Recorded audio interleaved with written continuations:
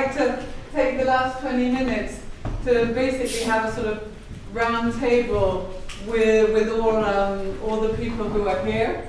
So perhaps maybe if you could introduce yourselves, what your role within your organization is, and then maybe share what you or your organization is doing to tackle some of these hidden obstacles which are holding women back, or what are the questions that the different discussions that we've had and the different presentations that we've had have brought to your mind that you would like to sort of put on the table and get other people's viewpoints on. If we go around this side, we can start maybe with you, Claire. Sorry? With Karin, yeah.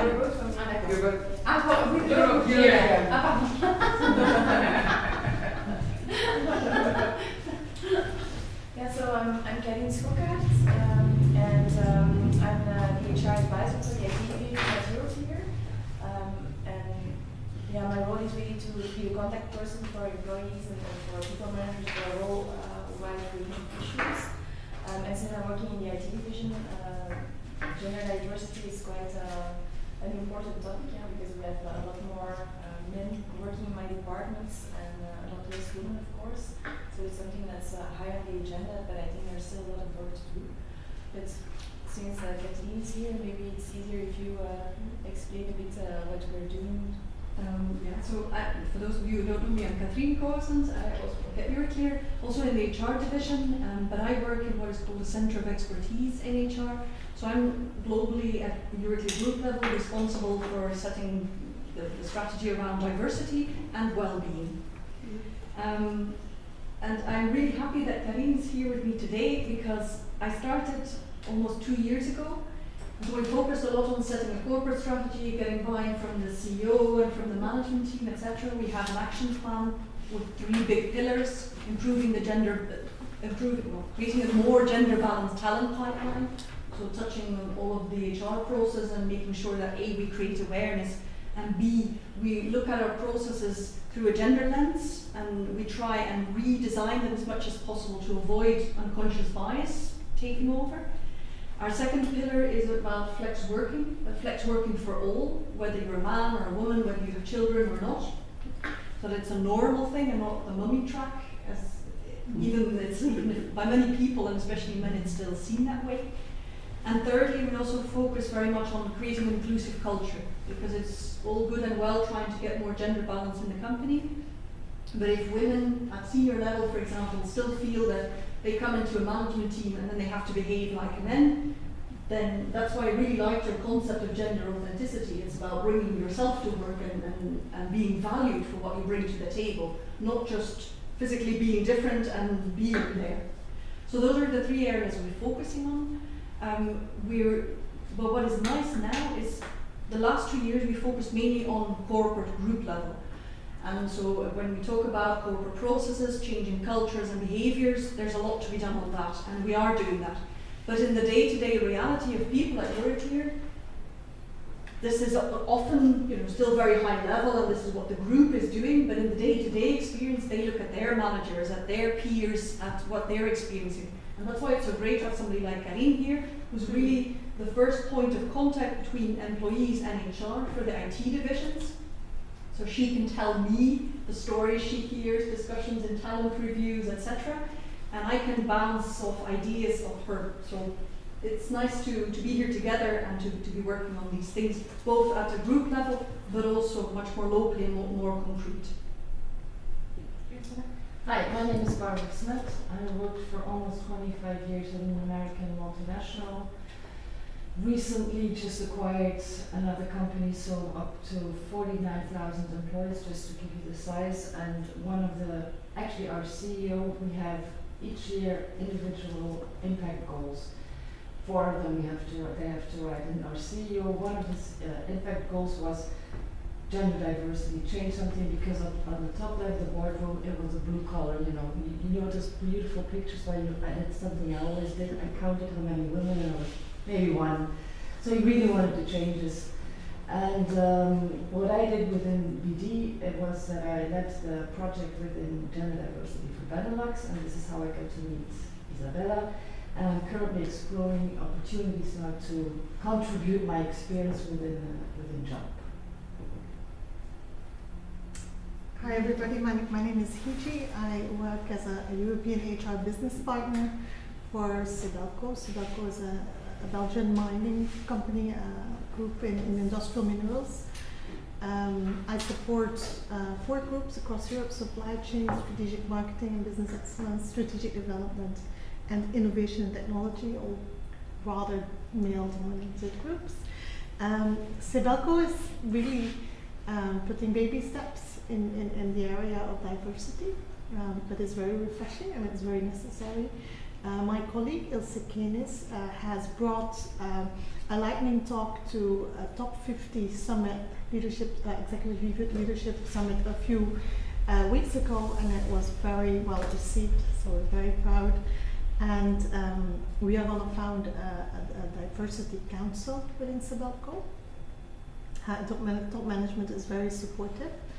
And just to link in to something that was said about regular feedback rather than performance management, where there is one appraisal per year, we are now running a pilot where we are replacing classical performance management with what we call maximizing contribution, and the objective setting, mid-year review, and end-of-year evaluation are replaced by bi-weekly check-ins.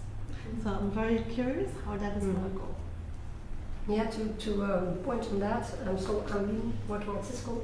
So we actually also moved from yearly, actually we had a mid-year review, we had an end-year review.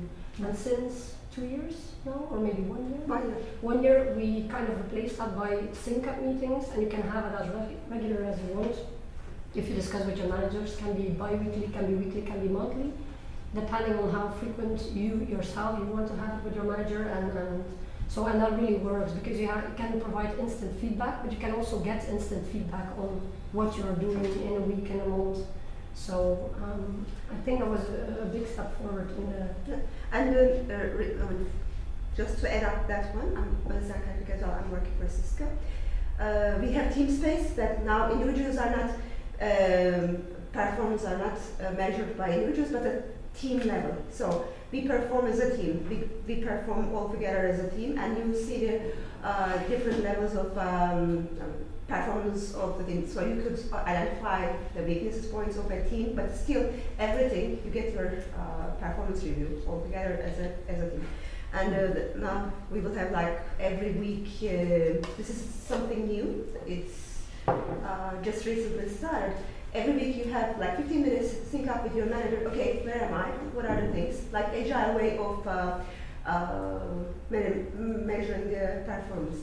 So that's the HR piece, maybe. Yeah. So what I was also going to say is, so in Belgium, I'm going to just talk about Cisco Belgium because we have Cisco everywhere.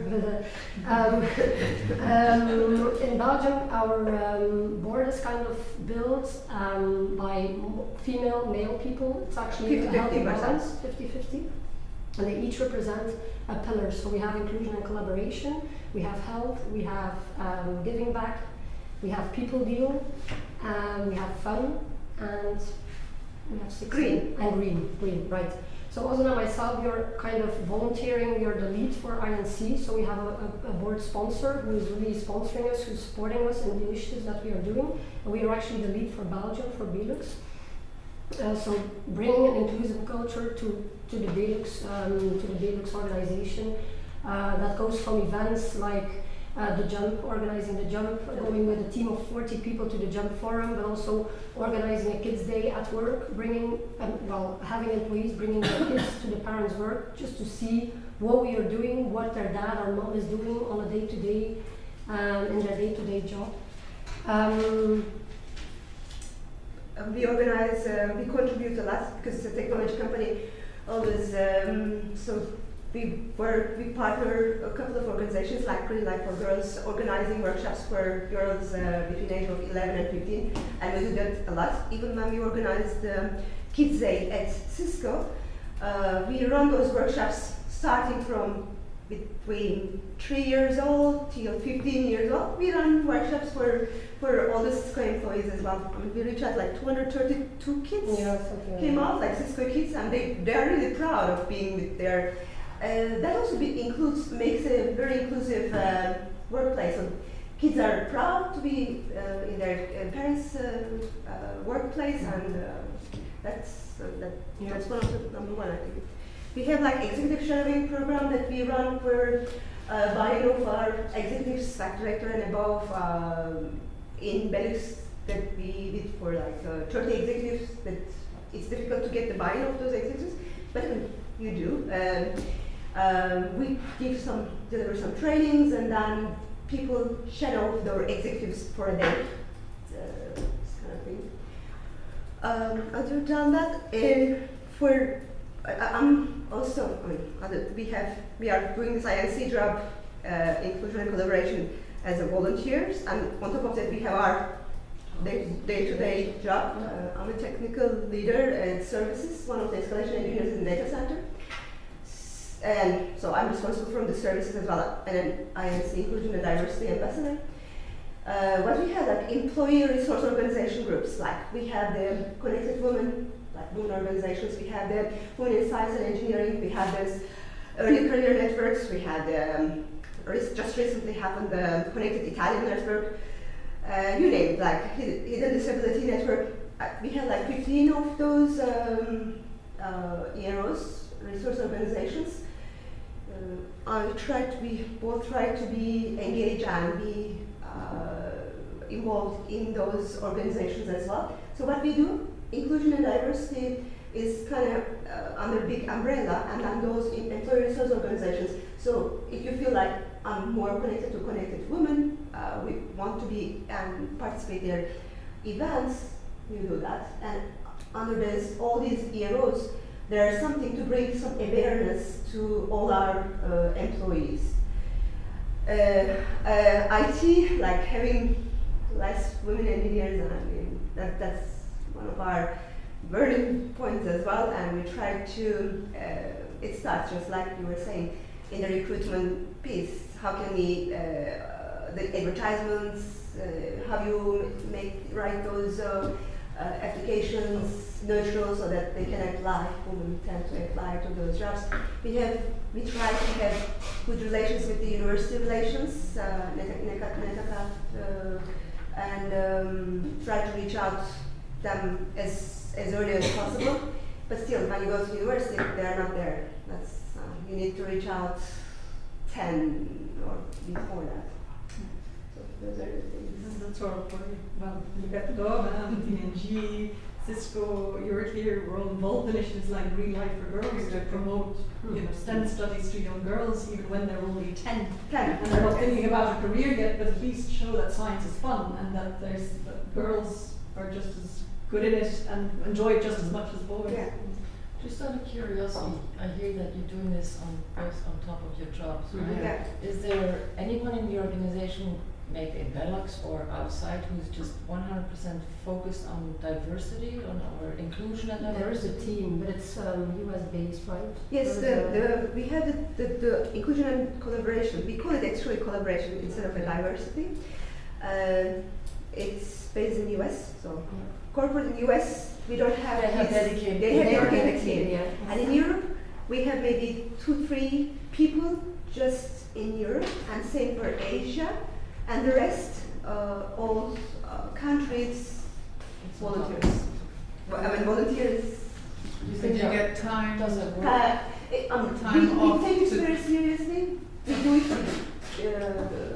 I mean, we always report back, and so we have yearly plans, quarterly plans. But I mean, still, it's your. It used to be the same with us. In the US, they had a whole team, but Yes. the rest were all on top. That's Can I ask who is us? and Said you us? What company was that? BD, Which medical devices and diagnostic, I don't know. That's fine. Thank you. not Black and Decker, but They should have been there. So I'm going to try to to build on what has been said, because as Catherine was mentioning, and I know Cisco is also involved, there are lots of stuff common that we're doing with P&G. So I'm Laure, I'm 16 years in the company, 17 soon, working in R&D, process, product design right now. So this is my major. So I have 4 rocks on that major, and a 5th one which is on gender diversity and inclusion, where I'm involved since 2008, leading the program for BIC, so Brussels, from an R&D point of view, and the Voice of Europe in the global network. I'm soon going to take on the broader scope, which is not only gender, but more like diversity and inclusion in general. So if I look at what we've done in P&G, and I'm going to focus mainly on the R&D side, from an HR point of view, so I'm not HR, and I think for us it's important, but it's also essential we are partnering together. So I have a core team, which is a gender balanced core team, which is helping me to define the strategy for a program, and one of the person in that core team is from HR. We're working together, we're looking at recruiting, I would say balanced recruiting. Sometimes it's 60% women, 40% men for certain function, and vice versa if we have an imbalance in those functions. We are now bringing new tips and tricks that we found in the last Jump Forum. We're starting with the nudges, the one Aviva was sharing from. We had our first session in the rating discussion, which was really, really insightful. So it's something that is really working. I recommend the nudges, in fact. It depends what you want to talk about, but you can pick up, they are more gender related or more inclusive related. So I think depending on where you want to use them, those are really helpful. This is the things that I would call new and build on all what I've heard so far. From a training point of view, we have the gender speak training, which is the patent training. We have a license as P&G globally, so we're leveraging that one. All our management is going to be trained by end of this fiscal. We had unconscious bias training, so not only gender, but cultural, etc., that we've been giving to the full organization, starting with the management and cascading down. And then, I mean, in order to drive a more inclusive culture, what is also something that is new is we are globally bringing now the inclusive leadership training, which is a specific training which has been developed globally, which is led by HR, which is really looking at holistically how a leadership needs to be in order to drive the right culture. And then, I mean, we have I think something that is really making a big difference is the effort on Green Light for Girls, or what we are doing now is all the tools that we've been creating in our partnership with Green Light for Girls. We are developing demo kits that we are now going to give to our employees that they can bring back home and in the school over their kids, in fact. This is really something that is going to make a big difference in terms of pride in the company. And that's something that we believe we need to drive further. And then the overkill, I would say there is one big point where we need to improve is communication. That's the biggest challenge in the organization. Say, how do you make sure that all those inside learnings that we are gathering outside externally, because we do go externally quite a lot, to bring back, but also share what is working or not working. How do we make sure that this is also going to be spread properly in the organization? That's the biggest challenge we're facing. Leadership is highly involved. They are trying to walk the talk. I'm saying trying because sometimes you have some hiccup, but they are trying to do their best to walk the talk. But when am I right if I say that what we heard about the experiences around the table are very often based on trainings within the different teams, but you didn't mention any training. No. Well, we do what we call a True Leader program, which is something that's rolled out by corporates. It has to do with the soft skills in managing people. But we don't do specific trainings around gender bias, or we're not that sophisticated. So you still manage to get the whole culture No, but voilà. through your He through your represents the organisation. change of Exactly. culture. Yeah. So, But when you're at the top of the organization, it's easier because people see you as the example, and yes, this is what I need to do to get there. And our top is in Cincinnati. Yeah. Far away. I think this is a very important point. The companies we work with, we also see that if the CEO and the leadership team is supporting us, it's a whole different world. But they are supporting It's us. really But different. I it's a mean- difference between supporting and really No, getting no, no. your I mean, your- my CTO is a woman. Okay, so my CEO is the best CEO we have in terms of culture, driving walk the talk, talking straight, making sure that there is no bias. So frankly, I mean, we're really lucky. The challenge is that PG being such a big company, it's really far away. So which means that in order to make sure that on a daily basis they hear it, they see it, and you really need to come up with tools that are enabling all the organization and all the leadership, because I mean, we are something like here on site, I would say 60 leaders, right, for an organization of 2,000 people. So you need to make sure that they're walking the talk too, and it's lots of different sub companies, so sub-center, Yeah. sub-group, Great. so all working in their little corner. So the training is the starting point, the basics, and then I mean I agree, walking the talk and making sure that they are role modeling is essential. It's the same challenge that we have. Like you have different organizations, services, sales, whatever, research, engineering, all the same, but everybody's either are They all UK, have their own program. US, somewhere. I'm sorry, I will have to go. I have a plane to take, so thanks a lot for those insights.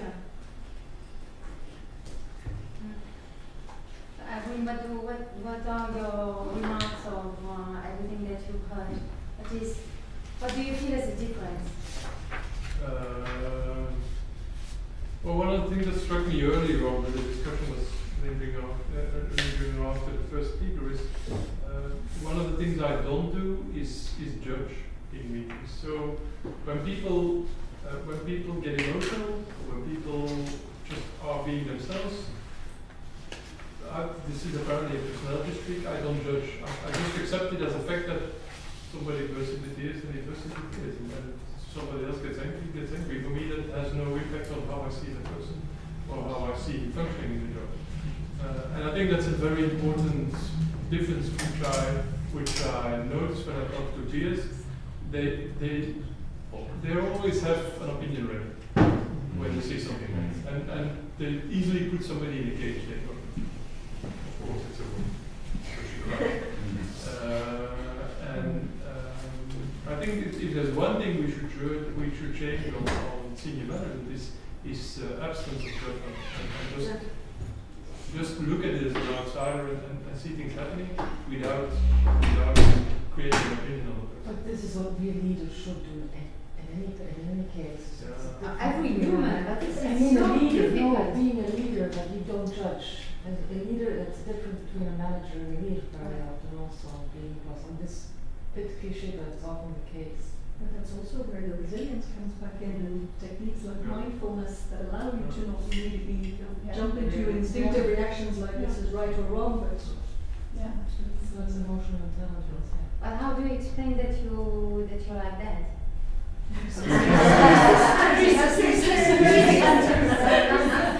Thanks God my mom and my sister. Don't forget my wife. I'm a mother. I don't know what's the and in all honesty, throughout my career, as I grew through the ranks, I also I saw that the way I managed teams created my successes also, but I also rewarded the people, and I also took the people with me in their successes. So for me, a lot of what I hear about female qualities, I see within myself. I think I'm a bit of an atypical. I'm certainly not a very masculine male. So maybe that's one of the reasons. I also think that in our education system, we are taught to judge. When I started my coaching education, it was one of the first things I needed to learn, not to judge, because it's what you don't do in a coaching relationship. It was very difficult with my legal background, but also before, you're asked to judge, give your opinion, and I think this is Being something. judged also. Yeah, being judged. It's a state of mind also that we would all benefit from, honestly. I need to excuse myself. I need to pick up my child. That's the first good excuse. But I think any In any case, I think we're sort of closing up. I'll just give you. so yeah. Anyway, I want to thank you so much for coming, for sharing your experience, your knowledge. I'm really sorry 3 persons didn't show up. Person from PepsiCo, KBC, and from Berendecker. It's the first time it happens. I hope nothing bad on the street happens. Anyhow, we will have a web-based tool which will get us your presentations, the film, the video, also an executive summary and the best articles, so that you will be able also to really spread the knowledge. I have one last question, because your presentation was a very good one. Is it the first time since you're our winner that you had such a presentation? Yes. Okay. So now you have the tool, and we can tell people that you're ready to spread. No, but I think that's part of the mission. I really don't. Yeah, of course, absolutely. So if you want to invite and win in your executive committees, I'm afraid to invite you to Cisco, so we have not many women, and then at the end everybody will begin there's a yes. That's an expert position.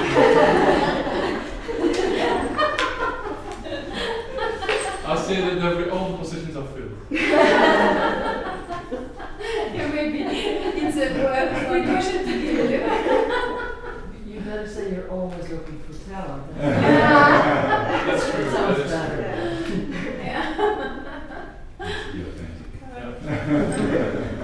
Thank you so much. Thank you very much. And thanks to everyone. Don't leave without your goodie bag. We have little goodie bags for everyone. And And the evaluation form. yes, if you could fill in the evaluation